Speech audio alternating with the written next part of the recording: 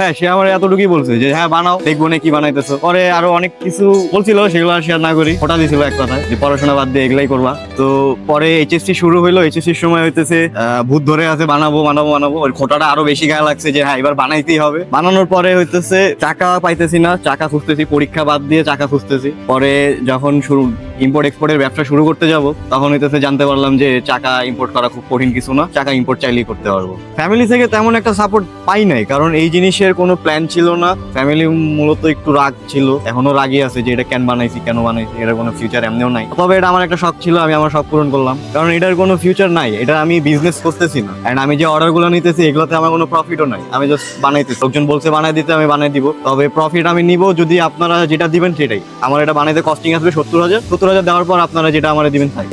এটা বানাইতে হেল্প করছে একমাত্র আমি নিজেই। আমি হইতেছে ওয়েব ডেভেলপমেন্টের কাজ করি প্রায় 4 বছর হইলো, আইওটির কাজ করি প্রায় 1 বছর হইলো। বাট আইওটির কাজ আরো আগে করতাম, রিয়েল লাইফে আইওটির কাজ করছি 1 বছর হয়েছে। তো ওইখান থেকে কিছু টাকা পয়সা জমাইছি, তারপরে আরো টুকিটাকি কাজ করতাম। পরে 1 মাসের মতো পাঠাও চালাইছি।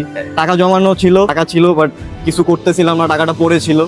হাত কামাইতেছিল, অল্প বয়স, হাত কামাইতেছে, টাকা খরচ করা লাগবে। তখন হইতেছে একটা গোকার্ট বানানোর প্ল্যান আসলো, তখন হইতেছে গোকার্টটা বানানো শুরু করলাম। বানাইতে বানাইতে টাকা শেষ হয়ে গেছে, কেমনি জানি টাকা যথেষ্ট ছিল, বানাইতে বানাইতে শেষ হয়ে গেছে।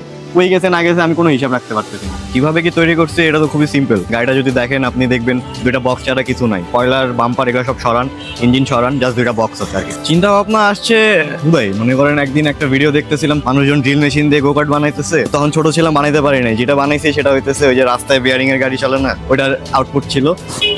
বড় হইতে হইতে জানতে পারলাম গোকার্ট চলে। গোকার্ট একদিন চালানোর পরে মনে হয়েছে না এটা বানানো পসিবল, একটা বানাই। ডিজাইনটা কমপ্লিকেটেড ছিল শুরুর দিকে, কেউ করতে চায় নাই। পরে যখন করতে চাইছে তখন দাম বেশি চায়, জাস্ট ফ্রেম ডিজাইনে 1 লাখ টাকার মতো চায়। তো ডিজাইন ছোট করলাম, সিম্পল করলাম। ওদেরকে যখন বলছি যে এটা গাড়ি বানাবো, ওরা আর কাজ করতে চায়। ওদের বলতেছি যে ভাই দুটো ফ্রেম জোড়া লাগাই দাও, কি করবো সেটা আমার ব্যাপার, কেউ করতে চায় না। পরে চালাকি করে বলছি ভাই দুইটা বক্স আছে, আমার ঝালাই করে জোড়া লাগাই দিবা।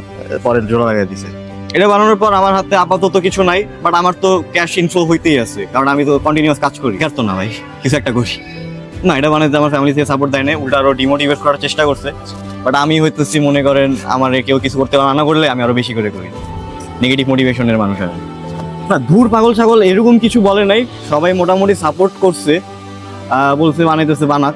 বাট খুব একটা মনে করেন খেলা দিয়ে আমারে বানাই দিছে এরকম না, বলছে বানাইতেছে বানা, ভালো বানানোর পরে আমার চালাইতে দিচ্ছে এরকম। যারা এটার মিস্ত্রি ছিল ওদেরকে এটা যতবার আমি যতজনের কাছে গেছি, যাদের কাছেই বলছি যে এটা গাড়ি বানাবো, কেউ আর কাজ করতে চায় না। যখন আমি বুঝাই দিছি যে ভাই এটা একটা কিছু না, আপনারা যেটা বলতেছি আপনি ওটা করেন, তখন হইতেছে সে রাজি হয়েছে। রাজি হয়ে ধোলাইখালে একটা জায়গা ছিল, ওই লোক, ওর নাম হানিফ, সে লোক হইতেছে রাজি হয়েছে এই কাজটা করার জন্য। এছাড়া কেউ রাজি হয় না। আমি ধোলাইখাল যাইতাম সকাল 10টা-11টার দিকে, বাসায় আসতাম 10টা-11টার দিকে, সারাদিন ধোলাইখাল পড়ে থাক। গাড়ির কথা শুনলে জিনিসটা ওরা কেন জানি বানাইতে চায় না, এটা আমি বুঝি না। খুব কমপ্লেক্স করে, সিম্পল জিনিসগুলো কমপ্লেক্স করে। যেমন আমার এখানে আহামরি কিচ্ছু নাই, বক্স টক্স এইগুলো তো কিনতেই পাওয়া যায়, টাই রড, মাই রড, স্টিয়ারিং রড, এগুলো সিম্পল জিনিস, সিম্পল ভাবে নেয় না মাথায়, সবকিছু কমপ্লিকেট করে।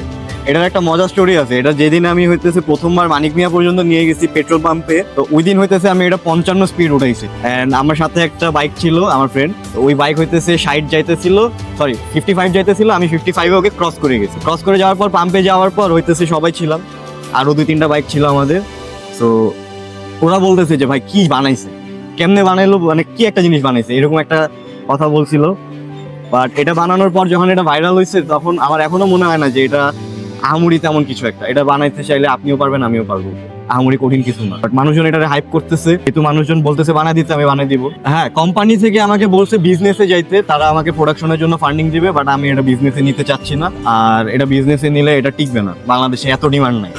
মানুষ কয়েকটা শখ করে কিনতে পারে, বাট এটা প্রোডাকশনে ব্যবসা করার জিনিস না। এটা আমি বানাই দিতে বলতেছে, ভাই ব্রাদার হিসাবে আমি বানাই দিতে পারি, বাট এটা নিয়ে যদি ব্যবসা করতে চান আমি এই ব্যবসার মধ্যে নাই। ফর্মুলা দিয়ে দিতেছি, আপনি বানান। হাইওয়েতে চালানো যাবে, তবে আর একটু শক্তপোক্ত করতে হবে। আমার তো এগুলো কাজ মানে আন্দাজের উপর, প্রপার থিওরি মেজারমেন্টের উপর কিছু করি নাই। যদি ওইগুলো মেজারমেন্ট করে আমি যেগুলো নেক্সট বানাইতেছি ওইগুলো আপনি হাইওয়েতে চালাতে পারবেন। নেক্সট যেগুলো বানাবো ওইগুলো হেডলাইট মেডলাইট রোড পারমিটের জন্য যেগুলো লাগে আমি দিচ্ছি না। আর আপনারা যদি চান যে এগুলো অ্যাড করে দিতে, রোড পারমিট প্রপার ভাবে যাতে পায়, এগুলো যদি থাকে রোড পারমিট, আমি মোটামুটি মনে করেন রোড পারমিট স্ট্যান্ডার্ডে আসবে, যদি চাই আমি দিয়ে দিব। এগুলো অ্যাড করা কঠিন কিছু না। এই 2 কোণা 2টা লুকিং গ্লাস, 2টা হেডলাইট ব্রেক লাইট দেওয়া কঠিন কিছু। এগুলো চাকাগুলো ইম্পোর্ট করছি চায়না থেকে ইম্পোর্ট করা খুব কঠিন কিছু ছিল না, জাস্ট অর্ডার দিছি। আর একটা ট্রাভেল এজেন্সি, মানে কিছু একটা এজেন্সি, আমি এটার নাম জানি না, ওরা আমার কেজি দরে হচ্ছে চায়না থেকে প্রোডাক্ট আইনা দেয়। আলিবাবায় অর্ডার দিয়েছি, তাদের গোডাউনে গেছে, ওরা গোডাউন থেকে আমার বাসায় পাঠিয়ে দিয়েছে। আমাকে অনেকেই রাস্তায় দেখে রিচ আউট করে বলছে যে যে তোমার এই ভিডিওটা দেখছি, আমি মেইনলি জার্মানি থাকি, জার্মানির এই কোম্পানির সিইও, এই ইউনিভার্সিটির কিছু একটা ফ্যাকাল্টির। তো এরকম অনেক মানুষজন ছিল, বলছে যে তোমার সাথে আমি ঈদের পর দেখা করবো, ঈদের দিন দেখা করছেও অনেকে। আরেকটা জিনিস যেটা বলতাম, অনেকে আমার কাছে আমার এটা কিনতে চাইতেছেন, বাট আমি এটা বেচতে চাইতেছি না, বিক্রি করতে চাইতেছি না। বাট আমি আপনাদের যদি কোনো প্রপস হিসাবে লাগে, যেমন ফটোশ্যুটের ব্যাকগ্রাউন্ডে, কাপড়ের শ্যুটের ব্যাকগ্রাউন্ডে বা কোনো বিয়ের অনুষ্ঠানে যদি এটা লাগে, আমি এটা দিতে রাজি, বাট এটা আমি বিক্রি করতে চাইতেছি না। তো যদি আপনারা এটা নিতে চান, এটা ভুলে যান। আর একটা বানাই দিতেছি, ওটা নেন, এটা দিতে পারবো না। কোনো কারণে যদি লাগে, ভাড়া লাগে, আমি সেটা দিতে পারি, বাট এটা আমি বিক্রি করতে পারবো না।